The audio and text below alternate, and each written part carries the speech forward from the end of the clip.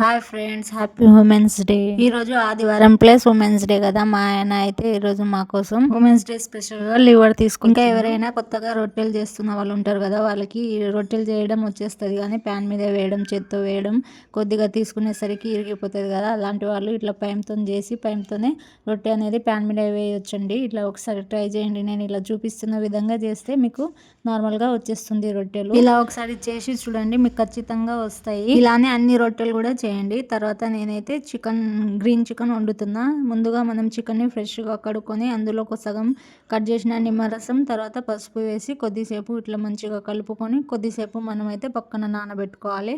తర్వాత green chicken కోసం ఇప్పుడైతే కొంచెం కొత్తిమీర, పుదీనా, 2-3 టమాటాలు, మీకు ఆప్షనల్ తీసుకుంటే తీసుకోండి, లేకపోతే వద్దు.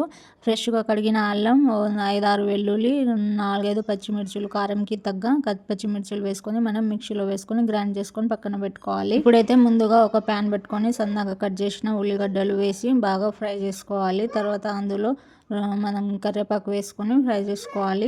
ఆనియన్ని గోల్డెన్ కలర్ వచ్చేంత వరకు మంచిగా ఫ్రై చేసుకొని మనం గ్రైండ్ చేసుకొని పక్కన పెట్టుకున్న మసాలాలన్నీ కూడా దాంట్లో వేసుకొని అది కూడా బాగా మంచిగా ఫ్రై అయ్యేంత వరకు ఫ్రై చేసుకోవాలి. ఆయిల్ పైకి తేలేంత వరకు ఫ్రై చేసుకోవాలి. ఆ మసాలా దినుసులన్నీ కూడా గరిటతో మెల్లమెల్లగా కలుపుకుంటూ, ఇది కొంచెం టైం పడుతుంది ఫ్రై అవ్వడానికి, ఎందుకంటే మనం పచ్చిమిర్చి కూడా వేసినాం కదా. పచ్చి వాసన పోయేంత వరకు బాగా ఫ్రై చేసుకోవాలి, లేకపోతే ఎక్కువ కారంగా అనిపిస్తుంది మనకు. మంచిగా ఫ్రై అయ్యాక మనం పక్కన పెట్టుకున్న చికెన్ని కూడా దాంట్లో వేసుకొని మంచిగా కలుపుకొని అది కూడా ఫ్రై చేసుకోవాలి చక్కగా. ఇలా కొద్దిసేపు మంచిగా ఫ్రై అవ్వనివ్వాలి. తర్వాత 2-3 నిమిషాలు మనం మూత కప్పేసి ఫ్రై చేసుకోవాలి.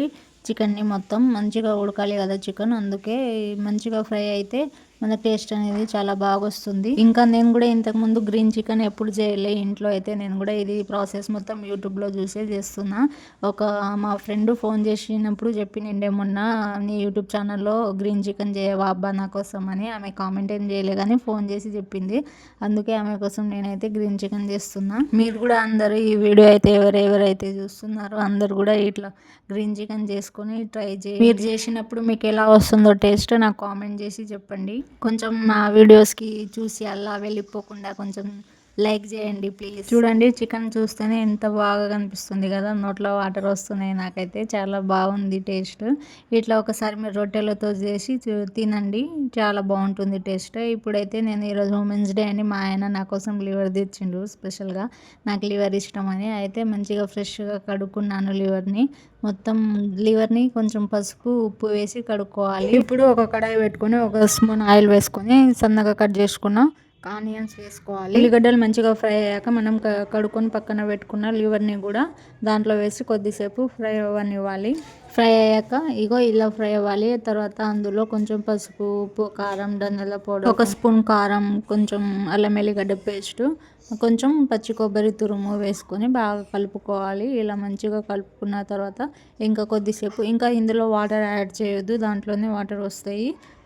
కొద్దిసేపు ఇట్లా ఫ్రై చేసుకోవాలి. ఫ్రై చేసుకున్నాక మనం సర్వ్ చేసుకొని తినాలి. టేస్ట్ అయితే చాలా బాగుంది. లాస్ట్కి పైనుంచి కొత్తిమీర చల్లుకొని ఫ్రై చేసుకోవాలి.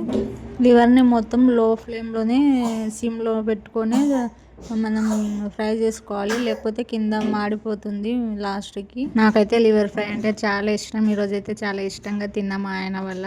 ఎక్కువ లివర్ తీసుకోరారు మా పిల్లలు తిన్నారని. అలాగే మా పిల్లల కోసం అయితే గ్రీన్ చికెన్ తిన్నారు వాళ్ళు. ప్లీజ్ లైక్ చేయండి.